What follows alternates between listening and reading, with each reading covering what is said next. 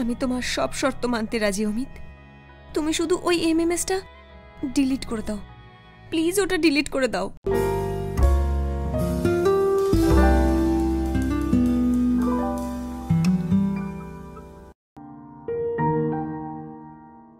আপনার কাছে আমি সময় চেয়েছিলাম। দিয়েছিলাম তো সময়, আর কত দেব? দেখুন আমি তো চেষ্টা করছি। আপনার চেষ্টাতে আমার কোনো কাজ হবে না। তাহলে আর কি করব? আর একটু সময় দিন আমায়। আপনি শুধু অজুহাত বানান। 2 বছর ধরে এই এক কথা শুনে শুনে আমার কান পচে গেছে। আপনারা বাড়িটা দখল করে বসে আছেন। কি হয়েছে দাদা? তুমি বলো পিঙ্কি, আমার কি করে চলবে? 2 বছর ধরে তোমরা বাড়িটা দখল করে বসে আছো। দাদা প্লিজ আর কটা দিন সময় দিয়ে দিন। আমি জব খুঁজছি, আমি খুব তাড়াতাড়ি জব পেয়ে যাব আর আস্তে আস্তে আপনার সমস্ত টাকা শোধ করে দেব। দেখো পিঙ্কি, একমাত্র তোমাকেই আমি বিশ্বাস করি, তাই এই বাড়িতে থাকতে দিয়েছি। আমি ভাবলাম দুজন যুবতী মেয়ে কোথায় পথে পথে ঘুরবে। দাদা আমরা জানি, আর আপনি আছেন বলেই মনে হয় মাথার ওপর কেউ আছেন। আর যদি আপনি না থাকতেন তাহলে কে জানে আমাদের কি হতো। দিদিও সবসময় এটাই বলে যে আপনি আমাদের কতটা সাহায্য করেন। কিন্তু শোনো, এবার আমি শুধু মাত্র 10 দিন সময় দেব, তার বেশি নয় কিন্তু। আচ্ছা দাদা পাক্কা, এরপর আমি আর আপনাকে খালি হাতে পাঠাবো না, প্রমিস। ঠিক আছে, দেখি। হ্যাঁ দাদা।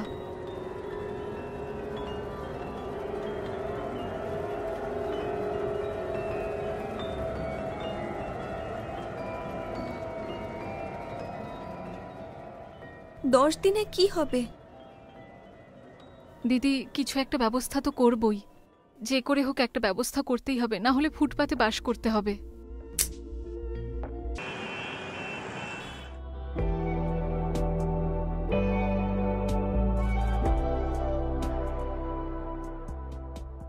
পিতে মিস্টার প্রতাপ,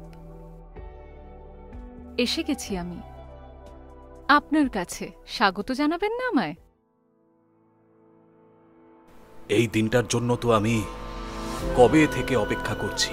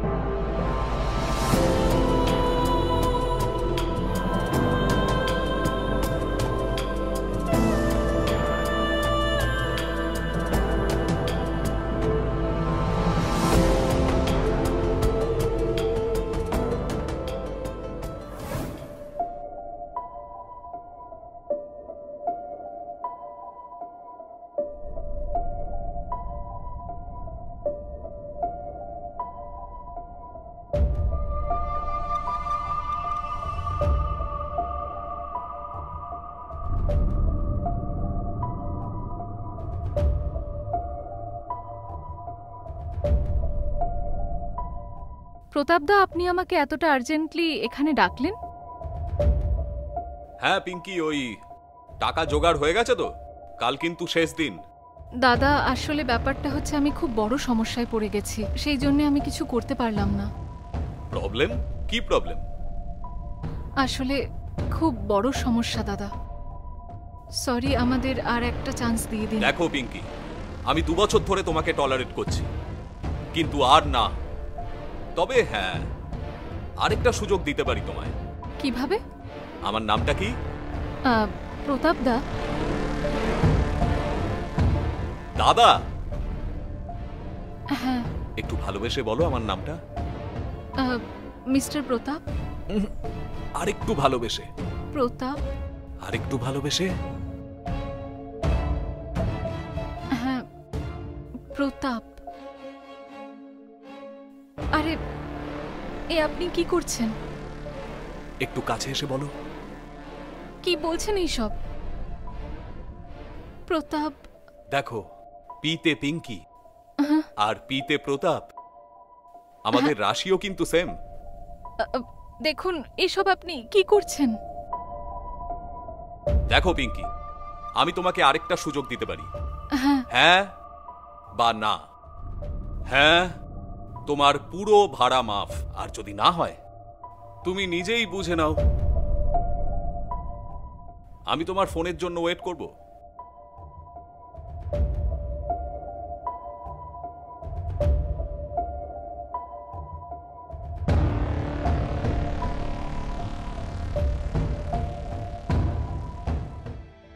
এবার তো আর কোনো পথ দেখতে পাচ্ছি না। আমি কোথায় যাব?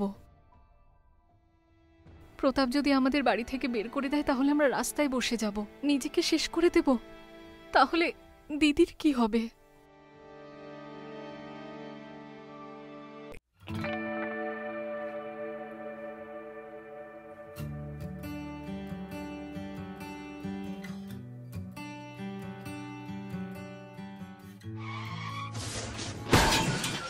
আরে রে রে, লাগেনি তো আপনার? ঠিক আছেন আপনি? দেখি সরুন।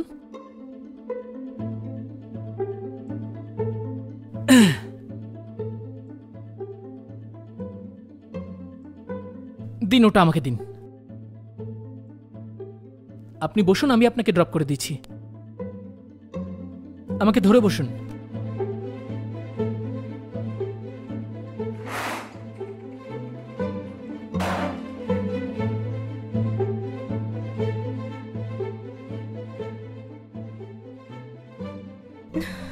সাবধানে।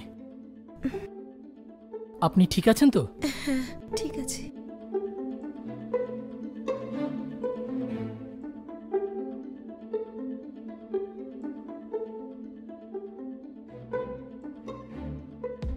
এই কি করছিস? হ্যাঁ, আমার দিদির গায়ে হাত দিবি তুই?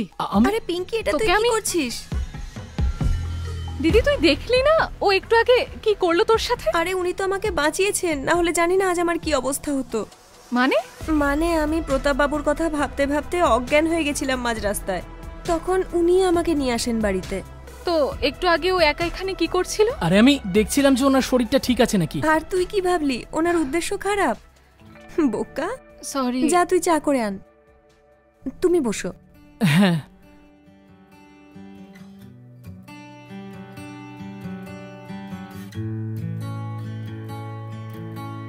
আমি আসছি।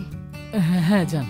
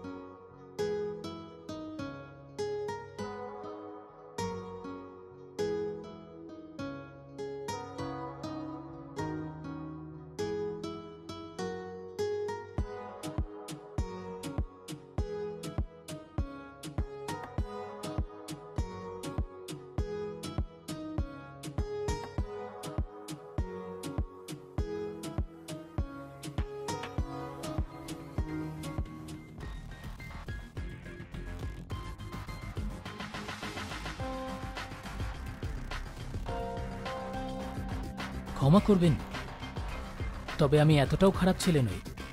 আই এম সরি, আমি আপনার মতো ভালো মানুষকে সন্দেহ করলাম। আমার এতটাও খারাপ সময় আসেনি যে রাস্তার মেয়েদের আমি বিরক্ত করব। তবে কোনো সুন্দরী মেয়ে পাশে থাকলে পরে মনটা ঠিকই আনচান করে ওঠে। দেখছি আপনি বেশ ভালো মজা করেন। বাই দ্য ওয়ে, দিদিকে বাড়ি পৌঁছে দেওয়ার জন্য থ্যাংক ইউ। আরে এটা তো আমার দায়িত্ব ছিল, কিন্তু শুধু থ্যাংক ইউ দিয়ে কাজ চলবে না। তাহলে আর কি চাই আপনার? সেটাই, যেটা আপনি বুঝছেন। কি একজন তৃষ্ণার্ত আর কি চাইবে? মানে এবার কিন্তু সীমা পার করছেন আপনি। আর আমি গরমা গরম চায়ের কথা বলছিলাম, তো আপনি তো রেগে গেলেন। তো চা তো আর এখানে পাওয়া যাবে না। আপনি আমার মাথার উপর উঠে বসে আছেন কেন? বেডরুমে চা পাওয়া যায় না? যান গিয়ে বসুন, আরে, আমি চা নিয়ে আরে আমি আসছি। তো চলেই যাব, কিন্তু দেখতে চাইছিলাম চা কিভাবে তৈরি হয়। দেখে নিয়েছেন? হুম। এবার যান, আমি নিয়ে আসছি চা। আচ্ছা শুনুন, হুম? চায় কিন্তু চিনি দেবেন না। কেন? আপনার হাত ছুঁয়ে দেবেন, চা এমনি মিষ্টি হয়ে যাবে। আরে বাবা, আপনি যান।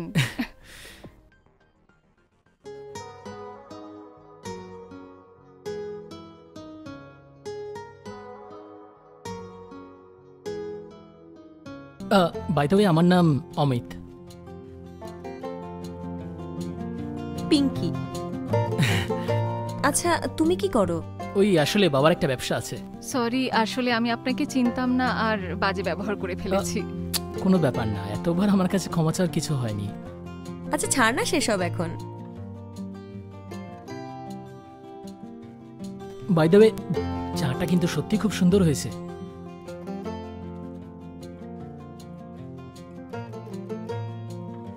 আচ্ছা, আমি এবার আসি। আচ্ছা ঠিক আছে। পিঙ্কি যা, এগিয়ে দিয়ে আবার এসো, কেমন? হ্যাঁ Bye. নিশ্চয়ই।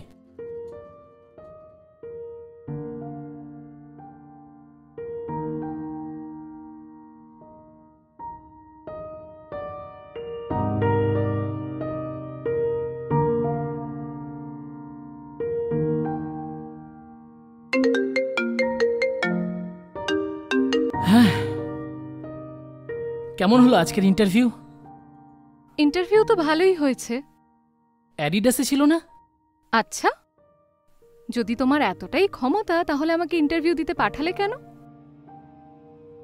আরে কিছু পাওয়ার জন্য একটু কষ্ট তো করতেই হয়। এবার যেমন ধরো তুমি, আর তোমার জন্য অমিত তো কষ্ট করবেই। সব সময় ফ্লার্ট করতে তুমি ব্যস্ত, তাই না? আর কিচ্ছু পারো না? আরে অনেক কিছু জানি আমি। যেমন? যেমন সোলমেটদের কিভাবে মিলন হয়। সেটা কিভাবে হয় সেটা দেখা করে বলতে হবে। ঠিক আছে, চলে এসো। ঠিক আছে, আসছি আমি।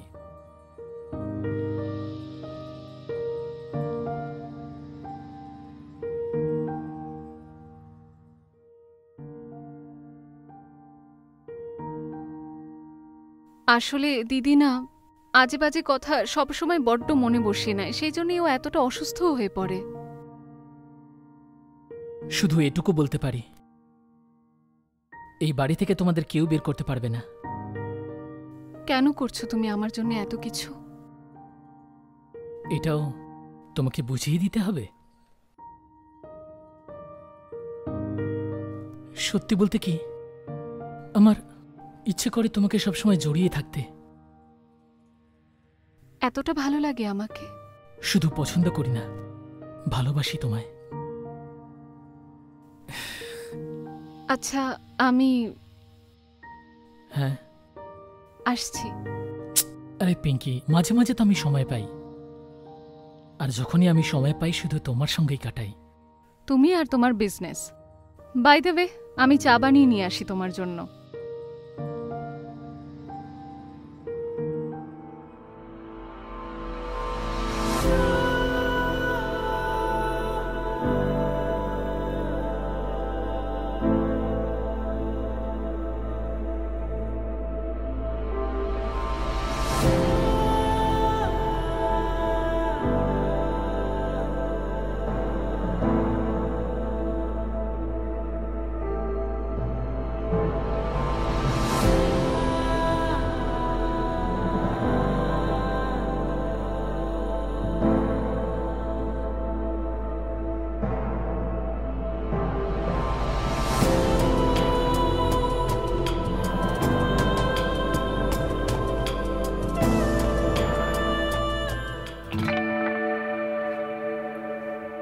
পিঙ্কি নতুন চাকরি পেয়েছে, ও অফিসে গেছে। কিছু খাবে তুমি? হ্যাঁ, একটু দুধ হলে ভালো হয়।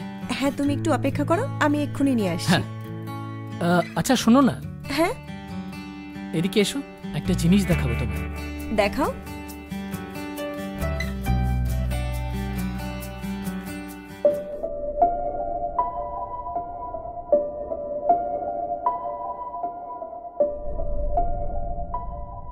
কি এসব? তোমার মাথা খারাপ হয়ে গেছে? ডিলিট করো এটা। ডিলিট করার জন্য তো এটা বানাইনি। দেখো প্লিজ এরকম করো না, ডিলিট করো এটা। করবো না আমি। কি চাও তুমি? তোমার কাছে পৃথিবীর সব থেকে দামি সম্পদ আছে। কি চাই তোমার? তোমাকে চাই। কি ধরনের মানুষ তুমি? ঠিক যেমনটা ভাবছো তেমনই আমি। কি জঘন্য মানসিকতার মানুষ তুমি। আমি তোমার দিদির মতো। কিন্তু দিদি তো নও। দেখো, যদি ইন্টারনেটে এটা ভাইরাল হয়ে যায় তাহলে পিঙ্কি বরবাদ হয়ে যাবে।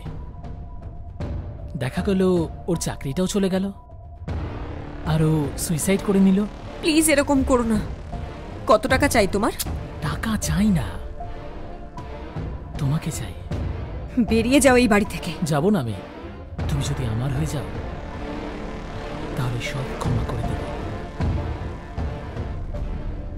কাল দুপুরবেলা সেজে গুজে চলে এসো, 3টের সময়। আমি যাব না। এসো না, আমি এটা ভাইরাল করে দেবো আর কি।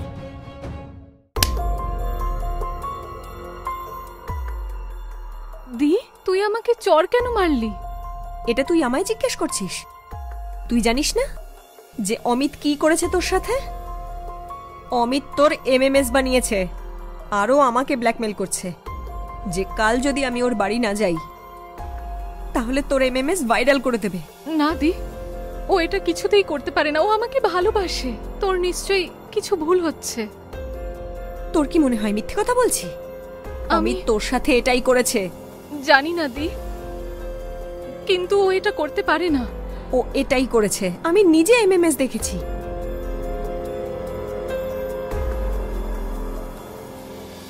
আমি তো বুঝতেই পারছি না কি করব।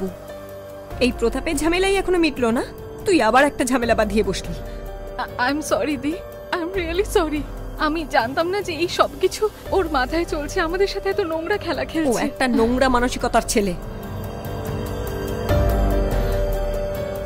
তাহলে এবার কি করব দি?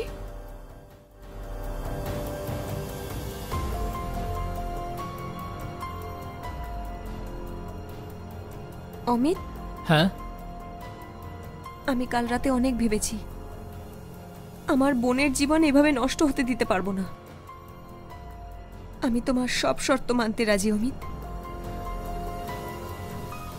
তুমি শুধু ওই এমএমএসটা ডিলিট করে দাও, প্লিজ ওটা ডিলিট করে দাও। হ্যাঁ আমি জানি, আমি রাজি। হ্যাঁ এসো।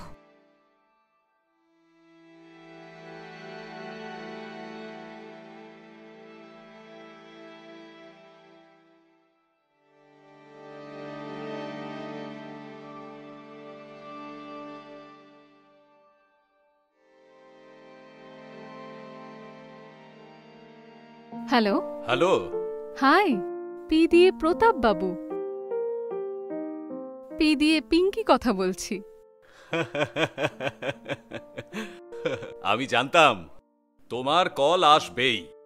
তাহলে চলে আসুন বাড়িতে, আমি আপনার অপেক্ষা করছি।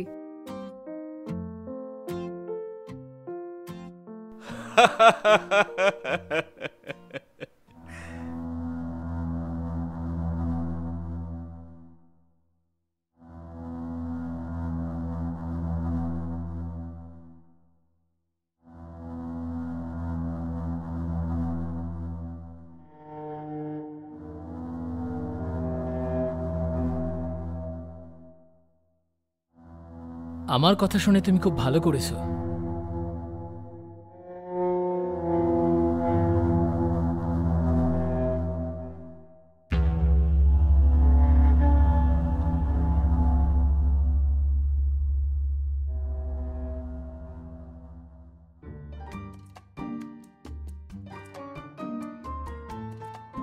আগে আমি তোমাকে ডেকেছিলাম, হ্যাঁ এখন তুমি আমাকে ডাকলে। হ্যাঁ, আবার আমি ডাকবো, তারপর তুমি ডাকবে, আর এভাবেই চলতে থাকবে আমাদের সম্পর্ক। হ্যাঁ তোমার সব শর্ত মানতে আমি রাজি অমিত, কিন্তু আগে এমএমএস ডিলিট করো। তারপর আমি যা বলবো তাই করবে? একদম।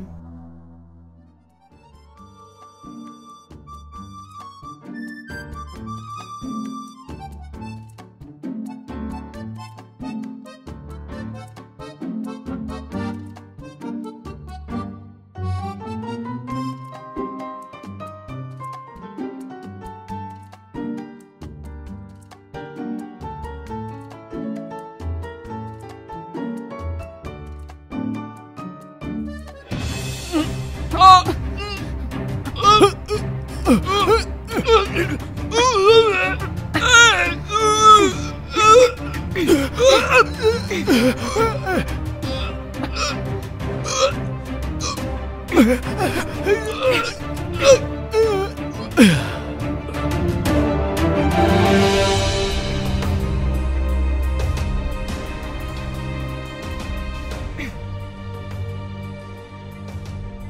হয়েছে আপদটা।